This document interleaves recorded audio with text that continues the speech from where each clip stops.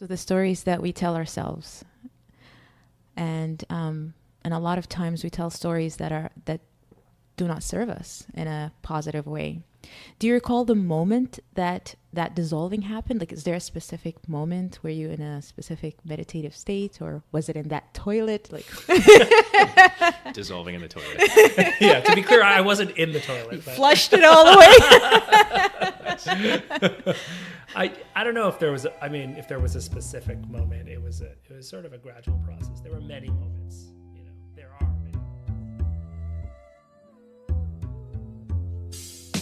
We've heard it many times. We live in the information age. There is an abundance of words, texts, and images. But on the other side, there is a lack of depth, connection, and wisdom. Our Google search bar has become our go-to source of information, and in many ways, our source of solace. We can go on and on about the mishaps of social media and all the doom and gloom talk associated with technology. Our emotional and spiritual intelligence are in some ways light years behind our technological intelligence. It is ironic, since we are the producers of technology. What we need to talk about is a shift in perspective. What we need is a human-centered approach. Perhaps it is time to make space for our soul and create a life that is aligned with our personal values. Space where seeming contradictions become paradox. Space for growth and vitality.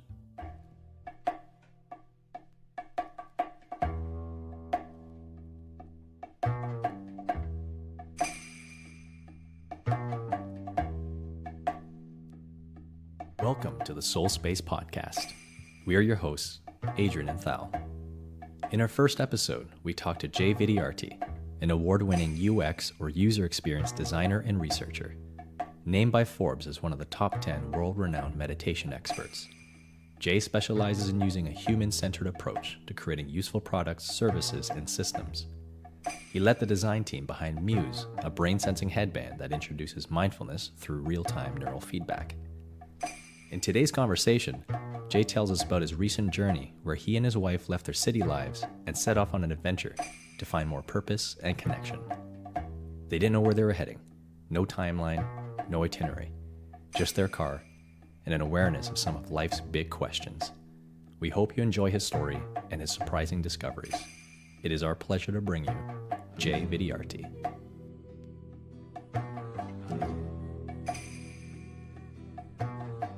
Welcome, Jay. Hey, Welcome to the show. thanks for having me. Yeah, it was really tempting to come up with a bunch of questions since it's our first one. We're nervous and to have some structure behind this conversation. But somehow we both kind of withheld that urge and we want to keep it pretty open. And it's exciting because I think there's just a lot of overlap in terms of your interests and ours and for the show, just sort of the intentions behind it. But maybe a good place to start is to kind of go back to the beginning of a very interesting journey you've been on a few months ago.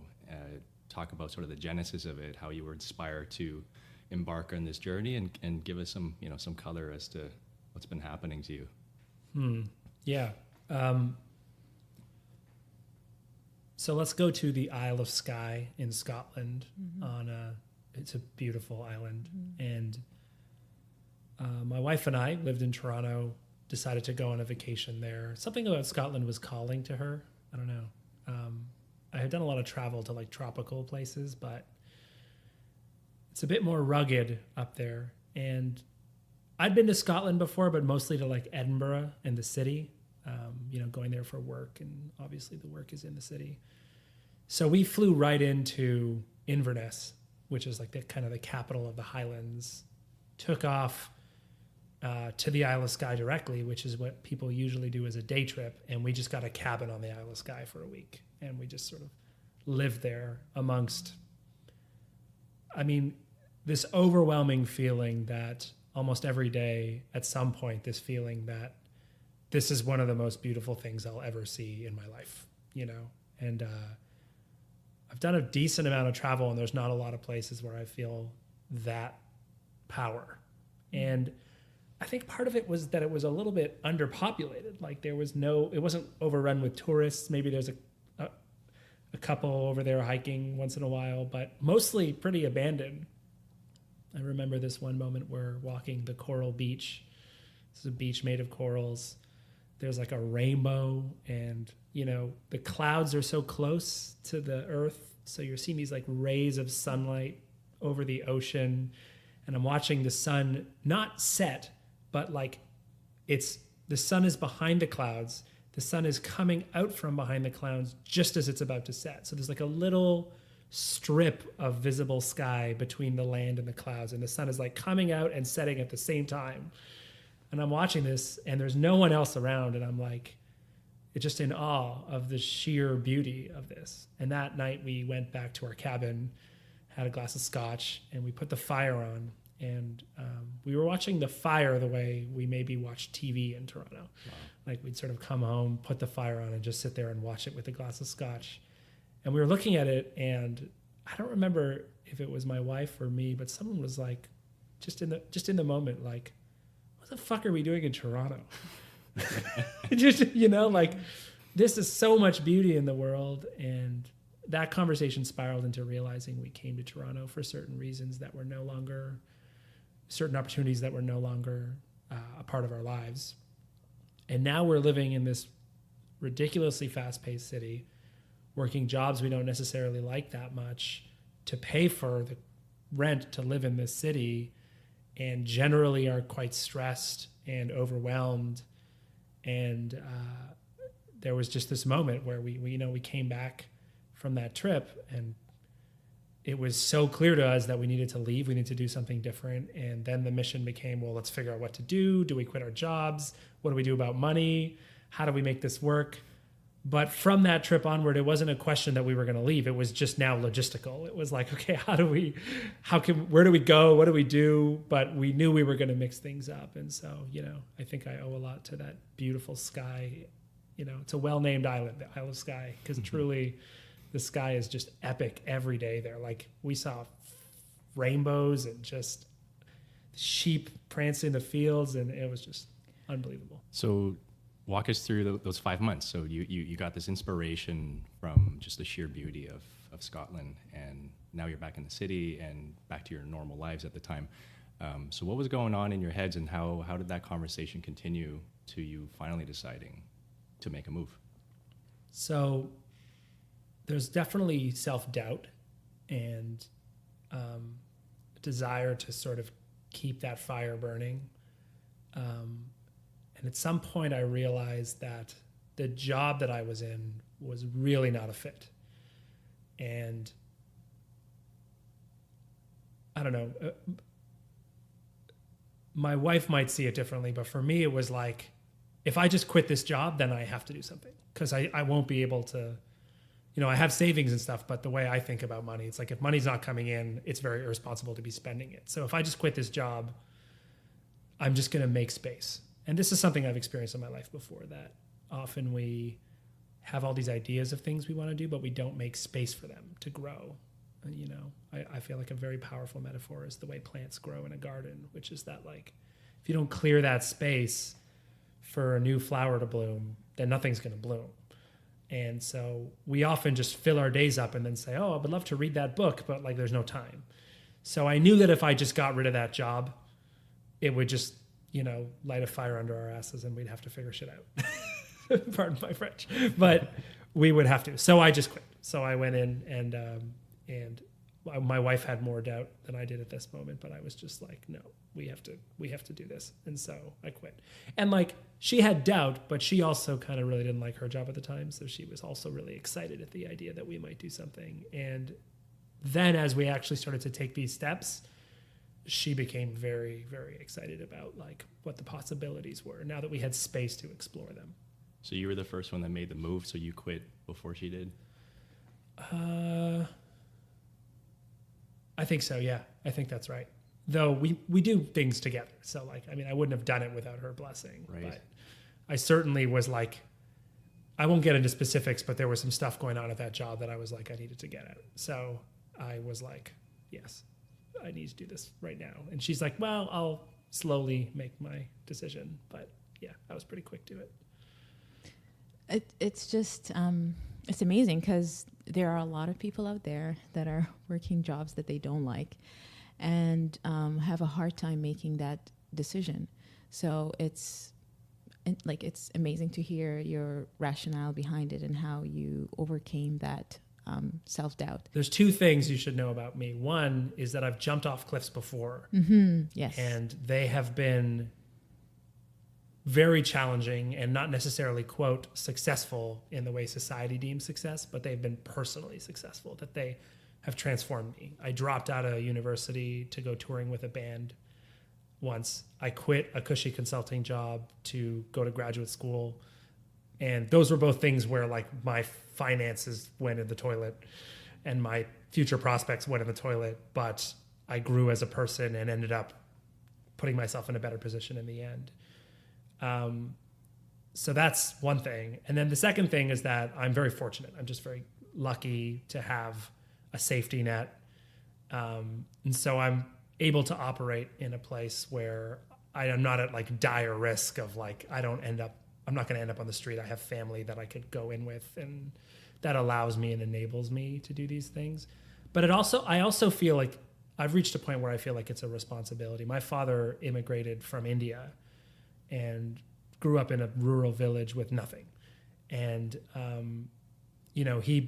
he brought our family here and built so much for us. And I'm so grateful to him to have these opportunities, but also I feel like it would be a total waste of all his effort for me to just work for some bank and help the bank get richer, or just, indulge myself by starting bands and not doing anything productive with it. So I feel this kind of motivation to say, well, I've got this amazing opportunity and I'm very grateful to have it. How do I make best use of it to impact others in a positive way? And so it's a mixed blessing. Jay, so you wrote some of this in a blog, and I remember reading the story about being inspired to go on this adventure. Remind me, what were some of the big questions that you guys were asking? They sounded sort of existential in nature. Talk about what were those conversations you had with your wife and how it guided you. Yeah, we got very tactical about values. Like, we weren't satisfied for some reason. At the time, we were pretty convinced it's because Toronto was fast-paced and this life was just a loop. We were working jobs we didn't like to pay for a lifestyle that was very fast-paced. And as we got older, it's not like we were spending every night out at the pubs. So, like, why do we need to live on Queen Street? Right? So we were trying to have these value questions. So we actually broke out, like, I'm a designer by trade, so I kind of think in terms of design problems. So we broke our values out on the wall. We took a wall of our condo and broke our values out and said, here's what we value in life, at least as far as we can tell. We've got things like family, connection to nature, meaningful work, music and culture. I'm a musician, so that's like a part of it. So anyway, we broke these all out. And then we said, let's look at the ways we can live our life and how they map to these values, right? So we just kind of took a pretty conceptual approach and said, what is it about a certain lifestyle that makes it, in one example, close connection with family, but no connection with nature, and understand in that way. And as a designer, we wanted to sort of explore a wide range of challenging ideas, because for some reason this wasn't working. And the real nugget of that conversation actually was that we, again, had moved to Toronto because she wanted to go to graduate school and there was a certain job. Both those things were now over. And so we were like, we're no longer living with intention.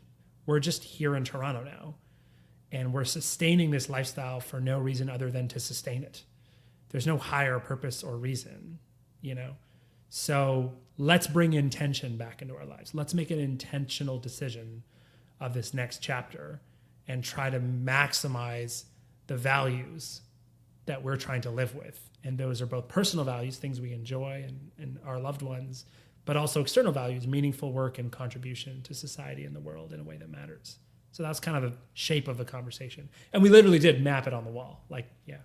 Yeah, the exercise sounded very rational, quite a sort of logical approach to coming up with an answer. Was there an answer? Did you have sort of a single easy way to be like, this is our new intention? Did you walk out sort of with several, or?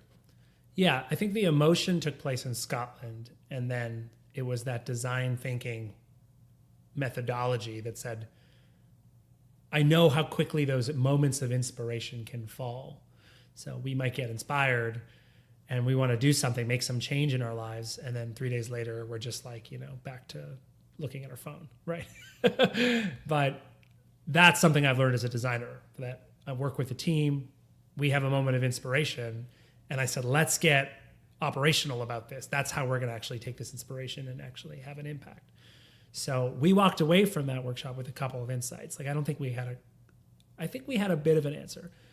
So one of the insights we walked out is that Toronto was a place of extremes for us, that in some ways it was nailing our values, and in other ways it was completely abysmally failing. So that explains why we actually really like Toronto. We love the city, but it's somehow we're feeling unfulfilled. We had a sense that Montreal might be a really, really interesting place to go next. We love Montreal, and it mapped to a bunch of our values. But part of the exercise was to take extreme cases. So one of the things we put on was staying in Toronto, and that's why we explored the values of Toronto. Another extreme case we put in was moving for ideal nature. So like, what if we moved to that cabin in the Isle of Skye? Another thing that we put in was, we're both mindfulness practitioners and meditators, and I work in that space too, was like, what if we just like abandoned this life entirely and like became monks? Like, we just like put that on there and see what that looks like. And so we start going and having these discussions, and we did a little bit of meditation too. Like, we were actually trying to visualize our lives in these areas, and like closing our eyes and imagining, who would we see? Who would the friends that we see? Let's picture their faces and see how that makes us feel, and try to answer these questions. And the moving for ideal nature was not a fit, because we care about our friends and family, and we care about meaningful work too much. And like, as much as we might be on the Isle of Skye and just being like, let's move here. Oh, let's move here. We could just drink scotch and look at the sky all day.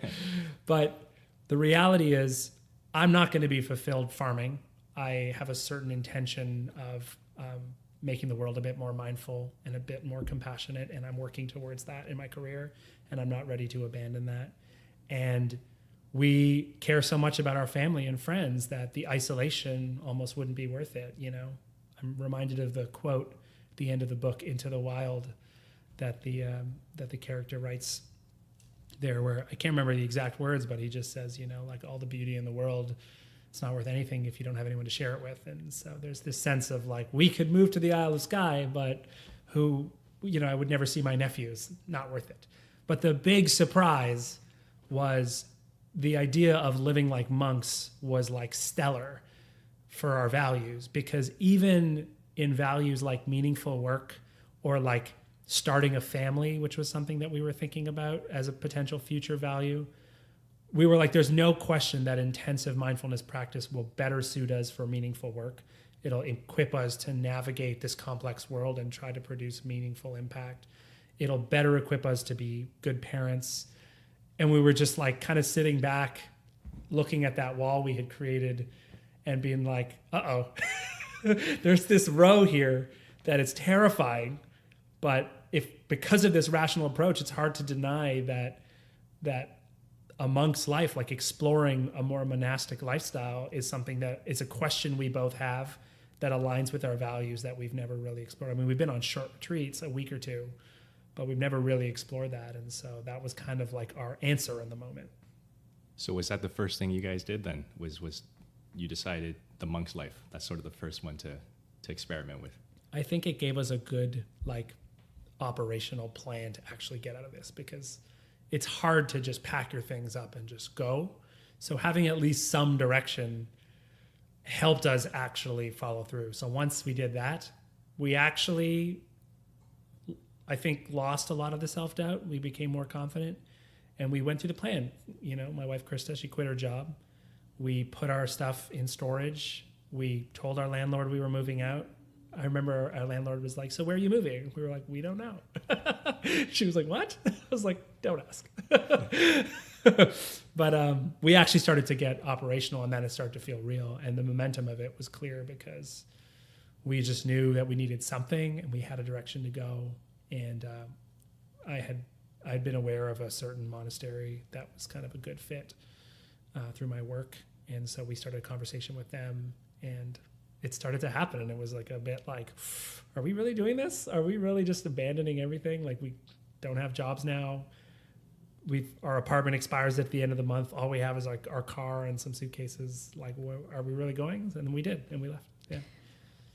So before we go into that, it sounds like the key word here is intentionality. That was the thing that stood out, even though, and it's like mapping out your values. That's very important. Something that I always read is, if you are stuck in life, go back to your values, and that should be your driving force. But even behind that, there's the intentional life that you both were on the same page in that way. And so it doesn't matter if you didn't know where you're going to move, as long as you know that your aim is to live that intentional life. And also something that stood out is, you had mentioned that living in solitude was not the answer, because you didn't want to isolate from family. So another key thing is how to be in solitude, but still be amongst people. That's it. So what happened in the monastery?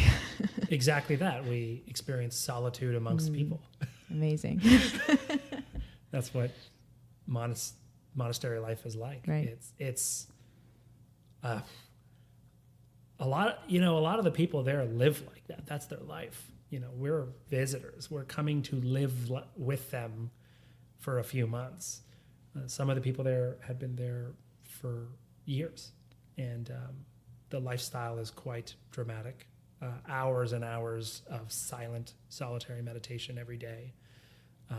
Everyone takes care of the monastery, so we do chores, but in typical Zen fashion, the chores are also a meditation, which was big for me personally. I've had a bad relationship with chores my whole life, so I truly am not exaggerating at all when I said I had an epiphany the day that I absolutely had a blast cleaning a toilet. I was just like, this was so fun. And it was just an epiphany for me. I was just like, it's really just me that makes this such an annoying chore. My ideas and stories about the toilet being dirty and this being gross and I have better things to do. But like, if I can really just go and clean the toilet and after a month of meditation and just relaxing and just, removing these stories and the control they have on your life through these methodological practices that have basically been explored in every major cultural tradition. And so in this particular example, doing these mindfulness type practices, and then going into that toilet, and this isn't the first toilet I cleaned. I had complained my way through many toilets at the monastery already, but to have that one time where I was just like full of energy and smile on my face and just kind of dancing a little bit as I cleaned and just looking at it and really taking a moment to look at that clean toilet and recognizing a job well done and also the attention to detail that I put into something. And then washing over me was this feeling that everyone else was going to get to use this really clean toilet, that this monastery had become this metaphor for the world, that these 15 people, that's who I cleaned this toilet for. And it kind of dawned on me that that was the point of this practice in some sense, if there is a point. But at least a positive outcome was that I realized that the trick to enjoying cleaning a toilet was doing it for someone else. And, I don't even think I have to fill the space with all the implications that has, the allegory for life in general, that the true flow and beauty of living for other people can be experienced with a toilet, but can also be experienced with your job and with your role as a parent and your role as a human being. So. Remind me again, Jay, so where was this monastery and sort of what was the tradition? What were they teaching you? What sort of practices were you engaging in? So this is the Monastic Academy, which is part of the Center for Mindful Learning. It's a monastery on a mountain in Lowell, Vermont. so maybe like an hour out of Burlington, Vermont. And it's a non-denominational modern monastery. So the practice there focuses on two main values: awakening and responsibility. And so awakening is all about the practice itself and exploring oneself, self-inquiry, mindfulness, compassion, those types of practices. And then the responsibility aspect is, in fact, these monks, when they're not in intensive retreat, they've got laptops and phones and they're engaged with the world. They're speaking at events. They've got a program for the school system in Vermont where they're bringing mindfulness to the school system there. They do a Sunday sit in Burlington where bunch of the monastics drive out to Burlington and lead meditations for the community at large. So they're sort of an engaged community. The head teacher there is a monk in the Rinzai Zen tradition, but he's also practiced with the Lakota tribe, which is an indigenous people of the area. He's also done some practice in India and in Nepal, I believe, or maybe Nepalese practice or something like that. Some Asian, more South Asian practices as well. And the whole idea of the monastery is that there's no belief system required to do these practices, that in fact, it's really just sort of a psychological, emotional, non-denominational spiritual thing. And sometimes a very well-known American Buddhist teacher who's also non-denominational named Shinzen Young comes. And so he's had some influence on the monastery too.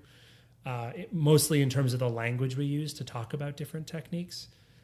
So it was a really interesting place. Like, I think the best example of why it truly adheres to these values is the people there are all from very different walks of life, different ages, and everyone is sort of meeting together at this idea that we just need to explore awakening and responsibility, and the world will be a better place.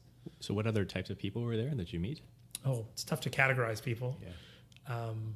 But or what reasons brought them to the monastery? Yeah, it's tough to answer on their behalf, I get the sense, you can sort of see some themes, like there are the reactive who are like dealing with something, that there's something that has happened and they're searching for meaning in response to some event. And then maybe sort of the more self-exploratory, proactive types of reasons where you're like, there's got to be more to this.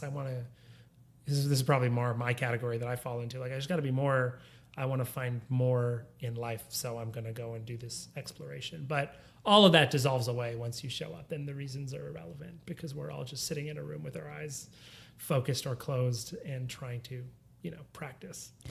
Yeah. So it's interesting that you mentioned that contrast, that, there are those who are reactive and then there was those who are looking for meaning, and that all that dissolves in the monastery. So that's amazing. It's just a lot more than that dissolves, because for us, the whole journey up to there, 2 months in the monastery, so what dissolves? Made all of those questions we had look very different.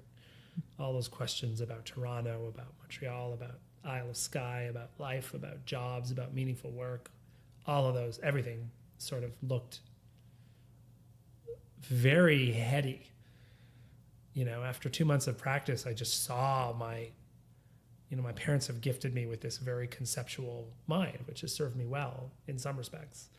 But I just saw these stories I was telling myself, and, who were we to map different lifestyles against values? These values are just fabrications and ideas of what we think is important.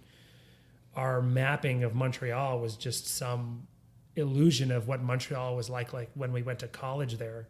And there's just so many assumptions and stories we're making that have no bearing on reality.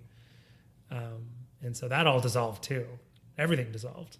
So the stories that we tell ourselves, and a lot of times we tell stories that do not serve us in a positive way. Do you recall the moment that dissolving happened? Like, is there a specific moment where you in a specific meditative state, or was it in that toilet? Like dissolving in the toilet. Yeah, to be clear, I wasn't in the toilet. You flushed it all the way. I don't know if there was, if there was a specific moment. It was sort of a gradual process. There were many moments, there are many moments. That's just, but at some point I did have a 48-hour period into sort of a very dark place. Like I got into a really negative spiral. So, some days we're doing like 14 hours of meditation a day. And it's just, these monks are tough. Like you have to be. You just confront yourself and all your stories. Like forget my stories about Toronto. Like my story was just that, what am I doing here? We should just leave. I'm bored. This is stupid. We're not doing anything. This is a waste of time. Like all these stories in the moment and so once the thing started to progress and I started to achieve a sort of balance with the fact that the monk's life was so hard that I felt like I could even wake up at 4 a.m. and actually not hate it. Like that alone took 4 to 6 weeks. Right. But then there was this moment where I was being guided by the teacher. He's an expert. And, as an aside, one of the things I realized is that working one-on-one with an experienced meditation teacher is a huge, huge experience that I had been kind of ignoring, practicing more on my own. And he helped me sort of dissolve this sense of I guess, algorithmic technique, like which meditation technique should I do? And he helped me just kind of recognize these stories were all related, that the stories I was telling myself about why I was here, what I was trying to do, were dissolving. And then I was left with this emptiness, this feeling of just hollow meaninglessness, like everything, like he's right. This is just a story. Why am I here? Everything is just a waste. I'm just wasting my time. Nothing I can do matters. It's a big waste. And then I would get really emotional about that. I'd feel bad. So I'd be like, forget all these deep practices. I'm going to go back to what I was doing before the monastery, which is just focusing on my breathing. Right. So I would do that, but I'd be like, this is just a technique too. Like, this is all just like, why isn't it just selfish for me to just pay attention to my breathing? And so it was almost like this computer virus or something. Like anything I turned to appeared meaningless.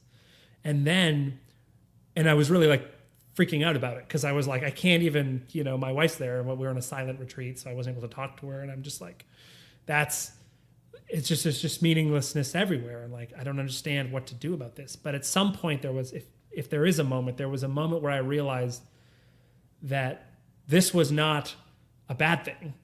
That in fact, like you said, the stories we tell ourselves are often holding us back.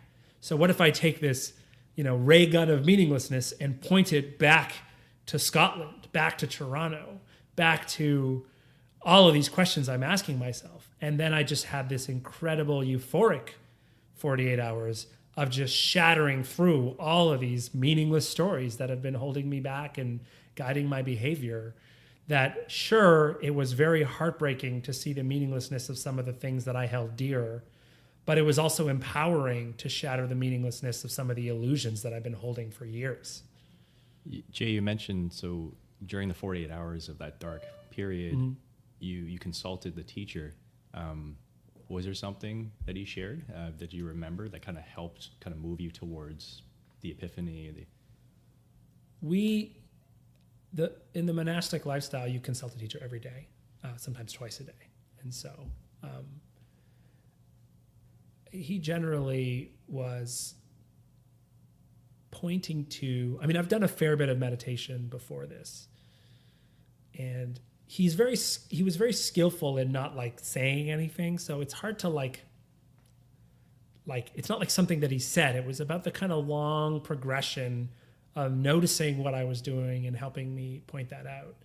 And, I don't know if it's the school system or modern society or whatever, but part of my ego or my pride comes from like being good at something. I remember being on the soccer field as a kid. Like you get rewarded when you do well and you get kind of ignored when you don't. And so everyone's trying to do their best. And the reason we're trying to do our best is we want to be acknowledged. We want to be acknowledged. And he slowly started kind of turning a mirror on the fact that I wanted him to acknowledge me. And the way he did that was by directly acknowledging me and then saying, so what? So not so many words, he's like, great, you're here. You're at a monastery. Good job. You're meditating. Good job. So what? What does that matter? And I'm like, here's the guy that's supposed to be like so happy with me that I've like come to meditate. Like I'm coming. And he was like, so what? Who cares? He's like, he's just sort of pointing, there's got to be more than that. Is that all there is? And so he's helping me like kind of cut through these stories about why I'm practicing. And that I think is what sort of generated the spread about like, as I started to realize that just practicing meditation for meditation's sake is meaningless, that sort of spread into everything else. Like none of this is really meaningful unless you apply it to some other end. And again, to follow that theme, once I shattered the things I held dear and the things that were holding me back, all I was left with was space, just open space and potential. And the natural human, at least in my experience, the natural human instinct to fill that space is with love and compassion. It's just like, why is this meaningful? Because I can use this to be a better husband. I can use this to be a better person. I can use this to be a better family member. I can employ these things, right? They call it a practice for a reason. You're practicing for something. And if you're just doing that for its own sake, that would be like going to soccer practice every week and never playing a game. You're practicing for something, you're making space for something. And then the question is, what are you making space for? And I think the answer is different for everyone. But that was a big turning moment. And he was really instrumental in helping break the stories of why I was meditating, which then spread into breaking all the other stories too. So what motivated you guys to leave the monastery? When did you know you were ready to get going? Yeah, so at first we were going to leave after about a month or so. And there was this sense of, should we leave or not? And during one of the times where we weren't silent, my wife and I were talking about it. And, we were kind of like flip-flopping, like we should go, but it would be good to stay. And in reality, this is just it's a really hard lifestyle. Just like really, you're literally, 6 days a week, you're waking up at 4:30 in the morning and just starting to meditate. And we were there in the winter and there was a blizzard up on the mountain in Vermont. And so there's an hour exercise period. And from 5:30 to 6:30 in the morning, 6:30 to 7:30 in the morning, something like that. And normally you might go do some yoga or hit the exercise bike or something. But the blizzard was snowing us in on the mountain. So one of the monks would just come in and be like, hey, for exercise period, we're all shoveling. And so there was a week or so on a silent retreat. We're meditating, 12 to 14 hours a day. And in our 1 hour period where I normally would have tea and do yoga and just like try to collect myself, I'm strapping on my winter gear at 6 a.m. with this shovel and getting out there in a blizzard and clearing, not like a suburban driveway, like this is a mountain, like a huge road from like the top of the mountain down to the entrance of our area. And there's just 14 of us shoveling and it's just dark still. And, it's hard. So like, we came out of that retreat and we were a little bit just like, so some of it was like, we're done with some of the hardship too. And well, it was kind of like, no, it was more, you know what, that's funny. It was more like self-congratulatory. It's like, we did it. We did the retreat. Let's go. Yeah. But like underlying was this like fear. And at some point I kind of realized that I was trying to run away. And I was like, no, we should be confronting this. And my wife and I have a bit of that dynamic. We're a good team. Like I'm like pretty adventurous and she's able to sort of pull me back when I'm a little too adventurous. And she's very emotionally intelligent. And so she's able to notice she notices that I'm stretching myself before I know. But then sometimes that allows her to be a little bit like introverted. So she'll turn inward and be like, no, we should go. And she won't really explain why. And so we had a conversation with one of the head monks there. And we said, yeah, we're thinking about leaving. And he was like, yeah, but you should stay, but it's up to you.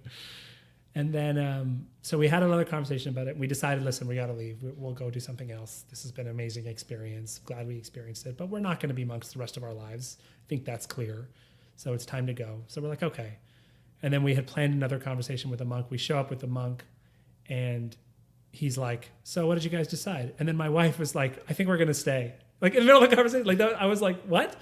And then when she said that, and I remember looking at her, I didn't know where it came from. And that was the kind of point where I realized like, wow, she is really transforming too as a part of this practice. The way I'm going through all this, so is she. And I'm like so curious to like have some time to really explore that with her and like share our journals a little bit. But anyway, she was like, let's stay. And I was like, yeah, okay. So we decided to stay the second month and stayed for another whole silent retreat period, which was very intense. And then afterwards, after that next silent retreat period, we packed our stuff up and left, which was emotional. Yeah. I can't imagine. So like at this point, it's like stepping out of this little bubble you've been in. What was that re-entry like into non-monastic society? Yeah, one of the big things that we haven't touched on about the monastic life is community. Like there are just such amazing people that I met there, like people that I met for 2 months, but I know I will stay in touch with many of them for the rest of my life. They're just amazing people, very like-minded, and we just got to connect on such a deep level. Because you're often in this silent retreat period, but on the day off, you've all been meditating all week. And, you know, I'd pull out my guitar and there was another guy, Dan, there who played guitar, and another guy who was a songwriter, and we would start jamming and other people would start dancing. And that was the day off at the monastery. And just like everyone is just so jubilant, you know, it's kind of like in Canada here when the snow melts and like summer happens. The first like week of summer, like the city is just alive because everyone is like, woo, it's warm. The shorts come out. The shorts come out, exactly, right? So it's similar, like you've been doing this retreat and then you have a day off and everyone's like cooking for each other and taking care of each other and like connecting really deeply, like opening up emotionally about what we experienced. And there's such a strong sense of community. And so part of it was like, ironically, I came down from the mountain in Vermont to the city of Burlington, Vermont, and felt isolated. And it was like so true about our cities in general that they're very isolating, ironically, because you're surrounded by people, but you don't have the opportunity and again, the space to have these deep relationships form the way we did at the monastery. So everything felt fast-paced, everything felt busy, and we felt a little isolated. We went to Burlington for a few days, and it's such a cute little town, and we already felt a bit overwhelmed. Our plan was to go up to Montreal to confront the illusions we had about Montreal and say, what is it really like in the moment? But we couldn't because it just felt like too overwhelming. So we ended up getting a little B&B in the middle of nowhere, like in the suburbs. And we just spent 3 days, my wife and I, just decompressing and trying to reacclimatize to like society. And we went for a walk in that neighborhood and we just picked it on Airbnb, but we ended up being in quite a wealthy little neighborhood. We were in this little like guest room in this little, and we went for a walk. And I still remember to this day, we're walking in this like neighborhood of mansions, and it was just a ghost town. And it was like, you know, millions of dollars worth of property, maybe someone like coming out to put something in the trunk of their car. And I was just overwhelmed with this feeling like, this is what the winners of our society are fighting for. To be isolated in their own little castles and kingdoms and be completely removed from having to deal with any other human being except their own family. And like, I just saw the cabin fever. I saw the illusion of like what wealth is supposed to bring us. And I compared that to this, you know, one of these houses, the same size of one of these houses, a monastery with 15 people living in it that have nothing, no possessions really, and just full of love and community and well-being and balance and working on themselves actively, versus this field of equivalent monasteries where one person lives in each monastery and they're all just mansions of emptiness and isolation. And I was like, this is why it's so hard to reacclimatize to this society, because this is the society I'm coming back to. And so it's the monastic life that taught you the importance of connection and relationship, whereas the image that we have of some people have a negative image of a monastic life, that it's isolating and what's the point? And clearly you've addressed the points. And also something that it comes up for me is when you guys were deciding whether to leave or stay. And so there's a thing there where when you're trying to make a decision in your life and move on to from one phase to another, it's like, did I learn my lesson? Is my lesson here done? And is it time for me to... So you guys were sitting with that, and it's just lovely to see the dynamic between you and your wife, and how your wife decided and said, stay. Obviously, there were more lessons for you guys to learn. And you had mentioned that in the silent, you didn't do any silent meditations before that. It was after that? No, before and after. And okay, I see. And so what after the monastery? So then,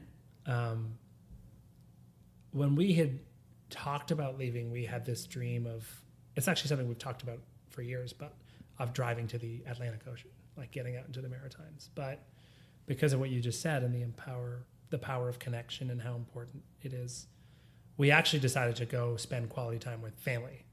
So we came out of the monastery, and in our lifestyle in Toronto, working these jobs, and maybe I'd go visit my parents, or they'd come up for dinner, or we'd maybe go for a weekend to see Krista's family, or visit my brother and her sister and our little nephews.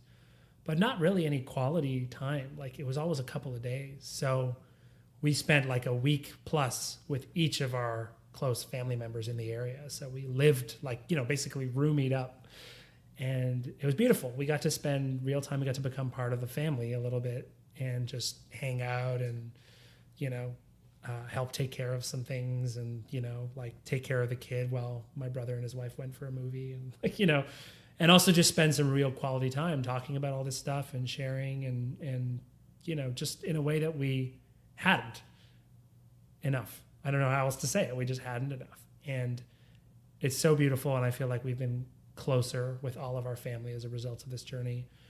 And also there was this sense of like, I had this lens, like I wouldn't say this out loud, but I had this lens of just seeing, again, these families living in isolation in their houses. And these are my family, and Krista's family living in isolation in their houses. And how happy a moment it was for us to come and visit and crash. I'm like, at first I was like, I'm sorry, we're going to be here for like a week. We have nowhere else to go. But in fact, our families, we're so lucky to have such willing family to host us. And also that they really enjoyed having us there, because we're family and we love each other. And it's like we've become so strange that I was like, oh, I'm sorry, we're crashing. Like, no, we're family. We all should be able to crash. And but a part of it is that we all kind of live in isolation, that it's lovely to have guests. And that was kind of part of that same understanding, that it wasn't some antagonistic, oh, these rich people in suburban Quebec. Like, no, this is me. This is how I live. This is how my family lives. We're all in this society of isolation, and that effort needs to be put in to keep our family together. Effort needs to be put in to keep our friendships strong.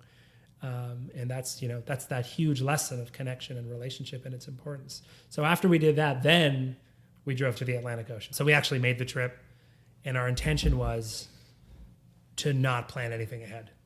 And so to be in the moment and to acknowledge the risk and the feelings of anxiety and uncertainty with not planning it out. So we just drove, and we had a tent, and we had some camping gear, and we knew with our phones and stuff, we could probably book hotels as needed, and we didn't decide specifically where to go, and we just drove. So we spent a solid maybe month or two just driving aimlessly out across the Maritimes eventually. I mean, we went through northern Quebec, Rivière de Loup, and then down to New Brunswick, and then through Nova Scotia, down to Halifax, and then out to Cape Breton, and did a mix of B&Bs and camping, and explored this really challenging experience of you're driving on the road in the middle of the country at 6 or 7 p.m. You don't know even which town you're going to stay in tonight. And you're just sort of like, let's go this way, let's go that way. And then trying to make plans last minute. And sometimes they work out, sometimes they don't. And during that month when you were driving, how did you, were you still using social media? Were you still in touch with friends and family? Or did you guys just decide to? Yeah, I generally have reduced my use of that stuff, even before the monastery. So I just sort of doubled down on I don't have any of that stuff really on my phone. I could text my mom and I have email, so keep people up to date on email. And we use Messenger. We have a little family group on Messenger. So would share some pictures and people would send some well wishes, but I wasn't like connected to my larger social network at all. Like I don't even have a Facebook account really. I don't ever use it. And I do use Twitter. I'm a Twitter user, but I wasn't on Twitter at all during this trip. Like I don't have it on my phone. So not really. Yeah. I love how you mentioned staying, like just before the road trip, staying with family, how that gave you a different perspective, because from the outside often, especially when families are not in good relations, from the outside, everybody looks like, oh, they got it together, they're okay. But, you know, staying with the family and seeing the day-to-day, you know, gives a different perspective, more empathy. I think it just sort of all came together. It just in that experience, realizing the stories we tell ourselves, as you put it, and this conceptual way of thinking is a tool that can be used to great end. It's a tool that can be used for evil. But not every situation requires a fully conceptual approach, and that not every problem needs to be thought through. And in fact, in some ways, our conceptual minds can trick us. And so going to Montreal versus trying to map the values of Montreal on my wall while I'm sitting in Toronto are two very different exercises, and they shed very different light on whether we want to move to Montreal or not. Driving out on a wild, adventurous trip with no plans and living day by day sounds like a very romantic idea, but it's extremely challenging. The idea of living the rest of my life by the seat of my pants like that does not seem good for anybody.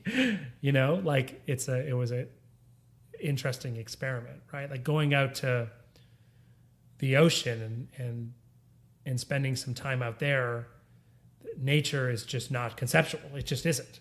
And we are part of nature, except we are the conceptual part of nature. We are the storytellers. And so part of it is acknowledging and loving the fact that I have this storytelling mind, but being aware that that's just my mind's default mode to approach a problem. You know, when you have a hammer, everything looks like a nail. So I'm aware that my mind wants to over-conceptualize every problem it confronts. And just as I learned in the monastery, sometimes it's worth taking a step back and just feeling the wind on your skin and noticing the sway of the trees and saying, is this really a conceptual, is this conceptual approach really serving me? Is this story that I'm telling really serving me? Because often the stories can lead to deep illusions about what's really happening. And that realization on the trip is that, like, I think the way, when I say it comes together, it's because thinking back to that idea that, oh, we're leaving Toronto because things are too fast-paced or whatever. There's so many sort of assumptions and stories, like assumption that Toronto is the problem, even though I'm living in one particular apartment with one particular lifestyle, with one particular job in one particular neighborhood, and I've already branded the whole city as wrong and not good for me.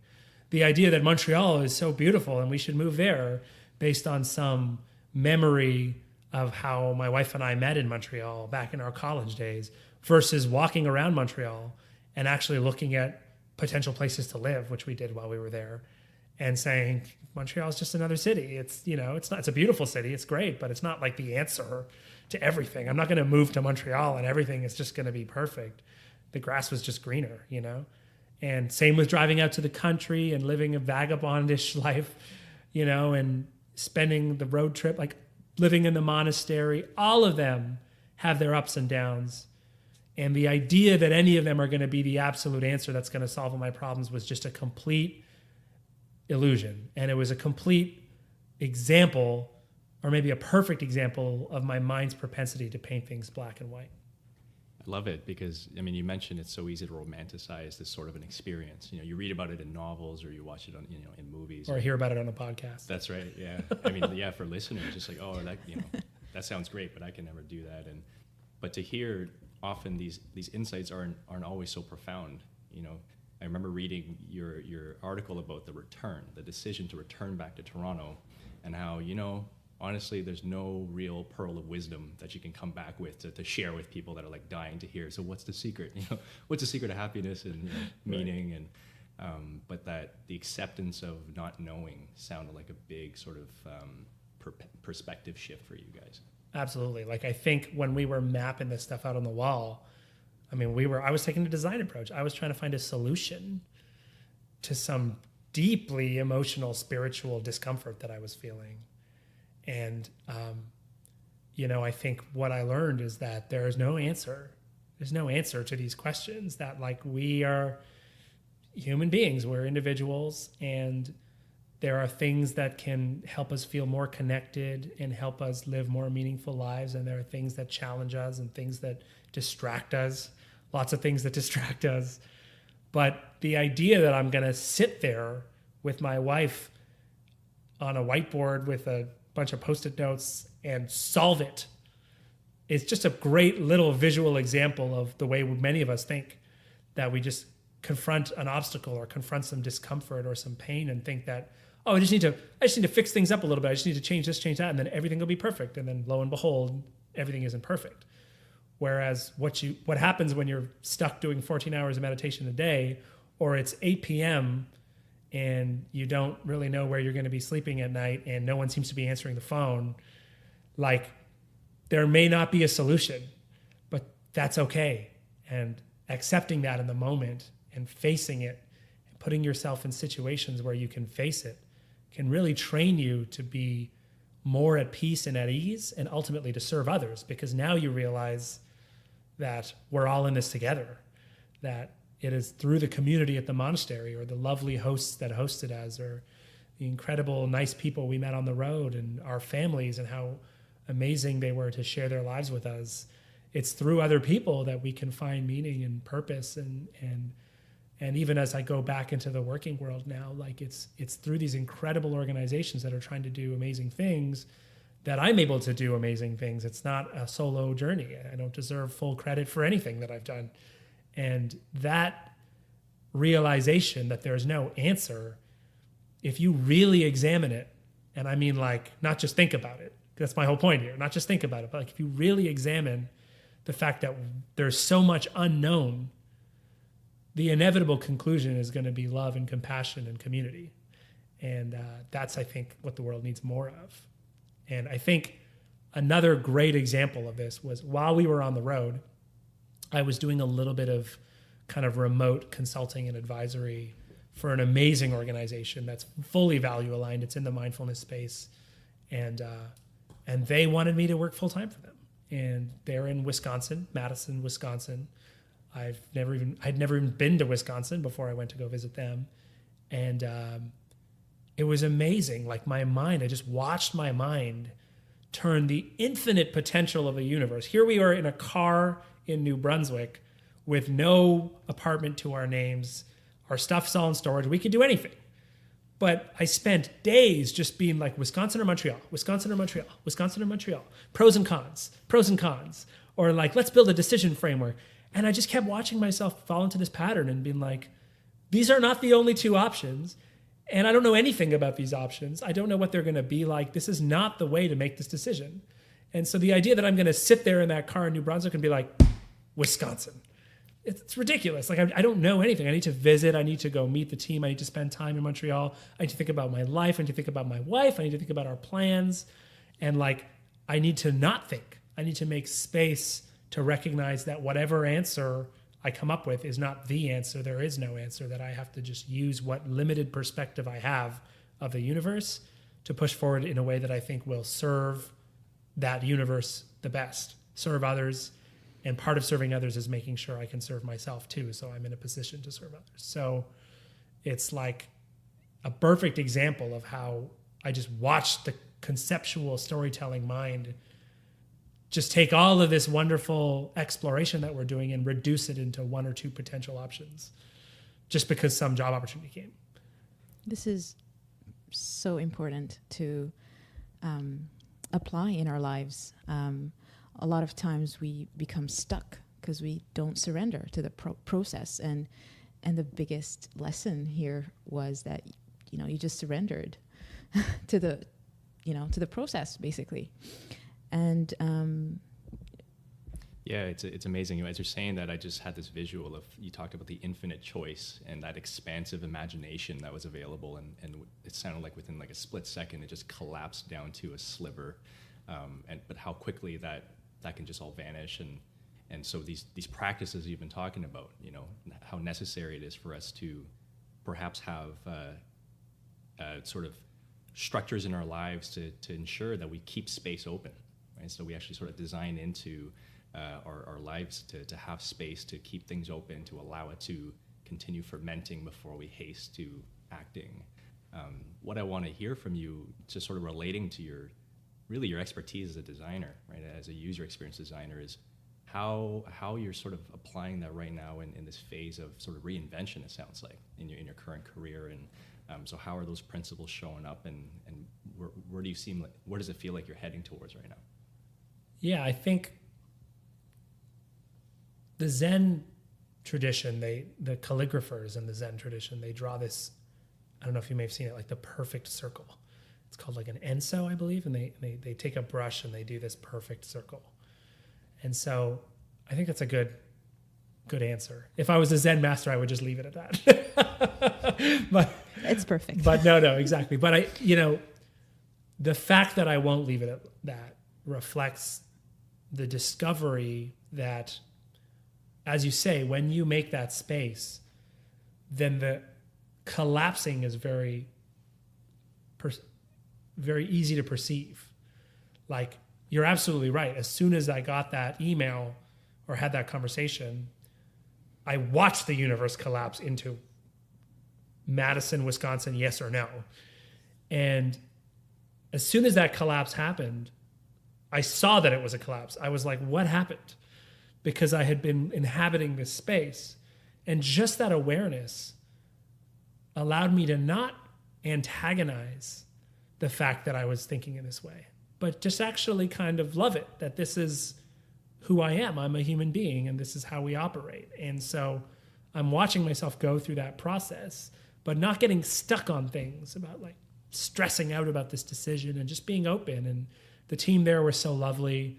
They knew that I was on this journey and made a lot of space for me, and we had a lot of conversations, and I was open with them and they were open with us. And I was like watching the universe expand and collapse over and over again, from infinite potential to Wisconsin, yes or no. Infinite potential, Wisconsin, yes or no. And I think the outcome, like where I'm feeling now, is that you can't antagonize the stories either. And so I think a lot of people are stuck in the stories, and some of the stories might not be productive. I think a lot of the people that I've met that are on the path of trying to explore this sort of stuff are in another sticky point where they think thinking is wrong and these stories are wrong. And they sit there, for example, in meditation, and every time their mind wanders, they're like, oh shit, and they're trying to not think. But that's like telling, the cow not to moo. It's like, that's what we do. We are storytellers. We are thinkers. And in fact, if we can love the fact that we are storytellers, we can harness that potential and use it with intention. And so ironically, I left Toronto with this intention to completely abandon this. On this journey, found that these stories were kind of meaningless. And now as I come back, I'm trying to apply that storytelling mind to make effective decisions that best serve myself and others, using the storytelling mind, not antagonizing it. So it's a full circle, like the Zen Enso. And in many ways, then it's you've learned to be compassionate with yourself, and that that contraction and expansion was no longer contradictory for you, and that's the paradox of life. And I often hear this: to become unstuck, you have to see that the contradiction is a paradox, and to be okay with it. That's right. And we have actually decided to move back to Toronto. So if that isn't a paradox, I don't know what is. That was one of the original extreme options, right? That was the extreme option, right? And the idea it's so amazing because you could look at that fact and not hear this whole story and say, oh, looks like they made a mistake. But we did not make a mistake. This is one of the best cliffs we've jumped off. And we are coming back to Toronto, recognizing that Toronto was never the issue.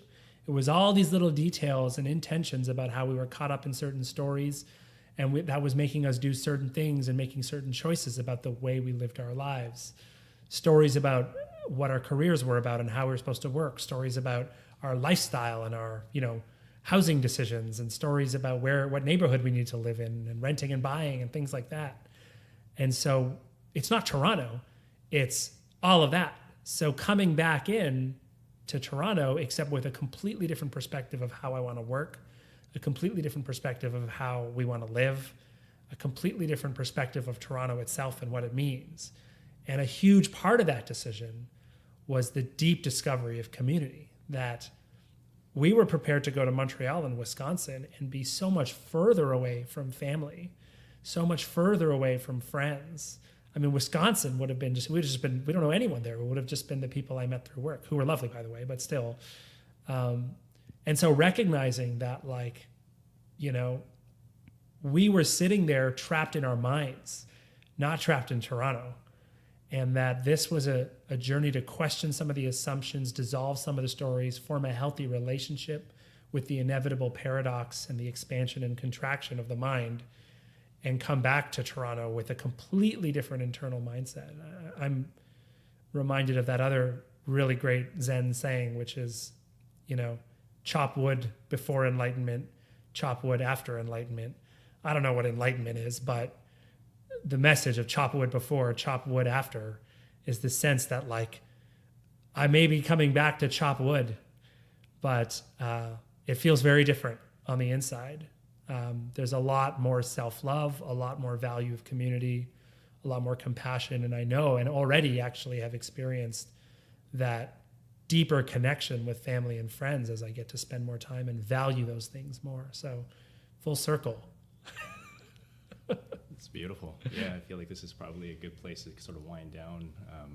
Just so many lessons here. I mean, I feel like a trip like this, maybe 10 years ago, 15 years ago, it would have been harder to relate to. But I get this sense that today, sort of the time that we're living in society right now, it's not so trivial. I think these are actually questions that are surfacing into a lot of our, consciousness, and people seem, I know I'm having these conversations all the time with my closest friends and family, these big questions, and they're not meaningless. It really is important to kind of sit with it, not rushing for a direct answer necessarily, but kind of holding that space like we've been talking about, and seeing what happens and how that guides us.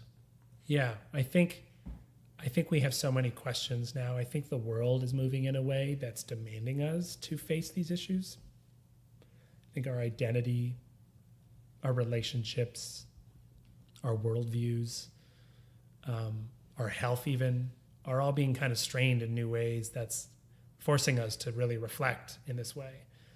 And I think a journey like this may look very different for every individual. It may involve different types of practices, different journeys, different trips. But I think that the more universal point is that idea of questioning assumptions, that we have the freedom as individuals to question some of the assumptions we live by and make more intentional decisions about how we want to live our lives. That we were living in kind of autopilot for a while, and we had noticed that we had lost the intention. The intention we came to Toronto was something that was driving us. That was gone, and now we're just on autopilot. And I don't know what force of the universe led us to just take a step back and question that and say, we didn't necessarily decide to live this way. Let's do what we can to push forward. And what we faced were a lot of the challenges and realities that, we can dream about living on the Isle of Skye, but the reality is it's just selfish, and that we love our family, and that we want to be there for our family. We want to be there for others. We want to do meaningful work. That would just be selfish. And so, you're confronting some of these illusions, but also you're questioning the deeper assumptions that may not even be made by you yourself. It might be assumptions that are pushed onto you by family or society at large. The collective. The collective might be putting a certain assumption in the way of life, but you as an individual can actually dissolve that, right? There might be let's just take an example. There might be an assumption that you're supposed to buy a house. And you might have this assumption pushed on you by your parents or by society or by just the economics of it. And that might make sense for a lot of people, and that might make sense for you, and it might not. But if you haven't taken a second to question in some way whether that is actually the thing that's right for you, then it's worth that exploration. And I think one of the interesting things about this journey is we were driving out to the ocean, and on the way, we found out that my wife is pregnant.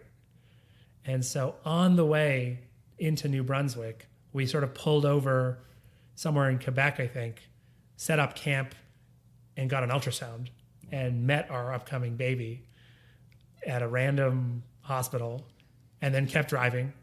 And we were emailing our family doctor back in Toronto, getting blood tests in New Brunswick and getting the results sent, driving on. My wife, Krista, thankfully didn't get too nauseous, but started to get exhausted. I was doing a little bit of work. Like she was a trooper. She'd like sleep in the car while I like went to a cafe to like do a meeting. And like, we're doing this thing, and like to add into the mix all these questions about where to build our lives. I can't imagine a more clear signal that the direction we were moving towards more community, more relationship, and finding a way to live true to our values. I can't imagine the universe sending us a signal to underline that fact in a more beautiful way, that it's just sort of confronting that idea, that terrifying idea and beautiful idea at the same time that this baby was on the way, was like just a moment to say, I'm so glad that we did this trip and we did this adventure. And so being on that journey and having that news come and saying, like having that news come in a way that just confirmed what we were doing was a beautiful feeling. And I think maybe a good testament to the fact that questioning assumptions and living with intention is not only a beautiful way to support yourself, but you end up supporting yourself in a way that allows yourself to be a platform to serve others and to create connection, more meaning in the world. And so it was a beautiful trip and a beautiful journey. Yeah. Super inspiring. Any last thoughts or questions? It is very inspiring, and what a way to end the journey is, a new baby, a new life. Yeah. And in many ways, I'm in awe because you were someone that lived that life even prior to this journey. Like you were meditating, you were someone who cared. You care about mindfulness, you care about the intentional life and focusing and something that you talked about in your previous lecture is information wealth and versus attention. Mm-hmm. And I feel like this journey sort of brought all those things in a way you've gone deeper, and those teachings are sort of embodied now in you. Yeah, I think maybe embodied is a really powerful word. The monastery, there was this moment near the very end of our stay there. We watched the transition from winter to spring. And as spring kind of emerged on that beautiful land out there, and the consciousness of the community was starting to recognize that like we were days away from Krista and Jay leaving. We had built such a deep connection, and there was this day off, and we were hanging out outside. It was not quite summer, it was spring. Like things were a little wet, trees were still bare, but the sun was shining.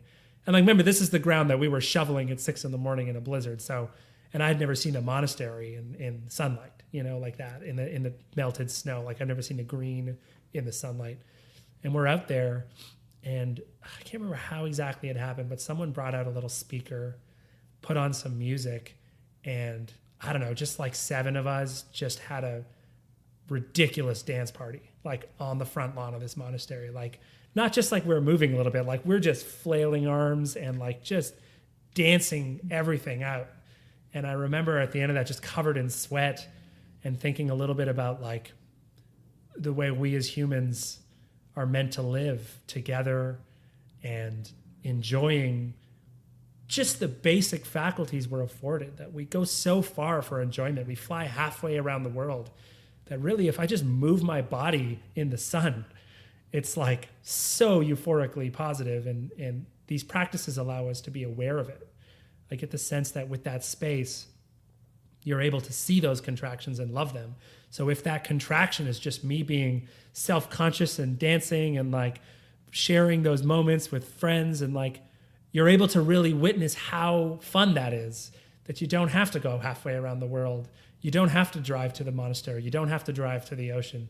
You just got to put on a little music and dance, or just sit there with your eyes closed and have gratitude for the fact that you're alive, and that maybe you have some people in your life you care about, maybe you don't, but that you have so much more than you don't have.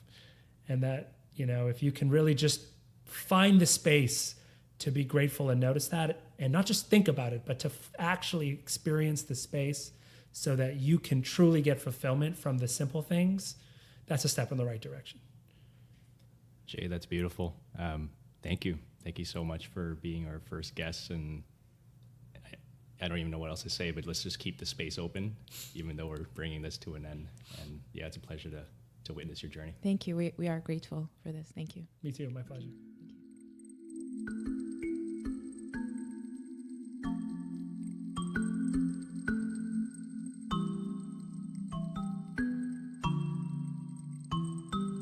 Clear the space and let self-doubt dissolve. Which story stultifies? Explore the narratives that deceive.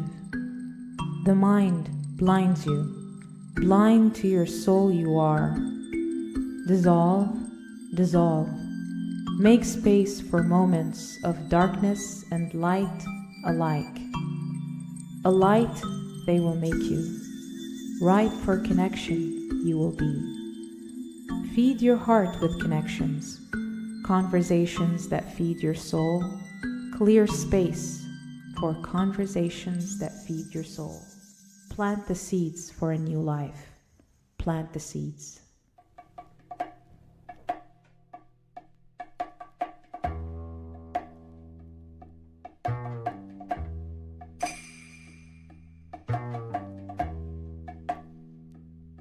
Hey, we hope you enjoyed our very first episode. You can find all the links to the show at soulspacepodcast.com. Next episode, we chat with Monica Kovacs about the intersection of sex and spirituality. Look for us on Instagram and Twitter at SoulspacePod. That's SoulspacePod. We're still finding our groove, so please give us your feedback. Thanks for tuning in. Until next time.